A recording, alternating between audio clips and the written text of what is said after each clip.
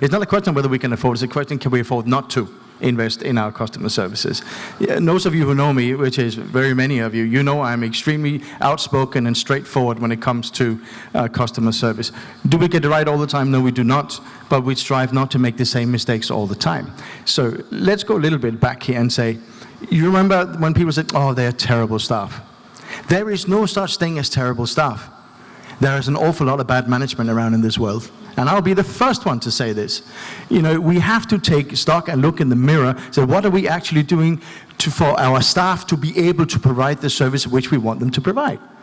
And their incomes, and it's not necessarily a monetary issue here, it is training, ongoing training, revision, it is KPI settings, it is measuring what we want our staff to know. So it's parting of information, really. And I still profess that communication is the most important part thing in the whole on the whole planet. It's all about communication, whether it's something that you are selling, offering, and whatever it is. Unless you do it with the passion that comes along, then it's not going to work. But how can you instill passion into people when they don't know what they're selling, or they don't know the reason why they sell it?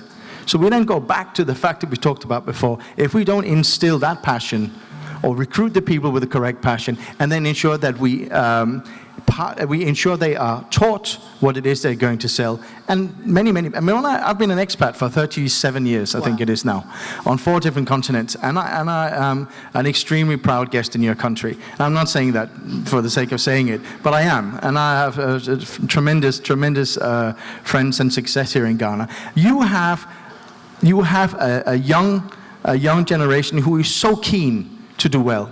If we do not teach these guys, if we don't look after them, if we do not give them the KPI settings, the key performance indicator settings, and so forth, they are never going to grow the way that we want them to grow. Labadi, we have so much training, so people are going to say, really, boss, another training session and all this kind of stuff. But at the end of the day, they come back and they say, wow, we're really glad we did this. And then there's follow-up sessions and all this kind of stuff. I'm not going to go into a whole training session now, but it has got to be. We hear today, 6 out of 10 on average in the different segments we saw today. That is a disaster. We are nowhere near where we need to be, as long as we acknowledge that fact and work from it, because as I said, we got the talent. The talent is right out there. It's evident for everybody to see. So for us, it is everything. Training has got to be everything in order to, so if people remember, they will come back, as we heard before. Otherwise, it's just, I'm here today, gone tomorrow. The Body Beach Hotel prides itself on a 90% retention rate in our business, 90%. That's because we've been here for 31 years. But 20% of my staff has been here for 31 years, which means that they are parting their knowledge to the new guys who are here. And so if I can give one piece of advice, it is all about training, and then more training.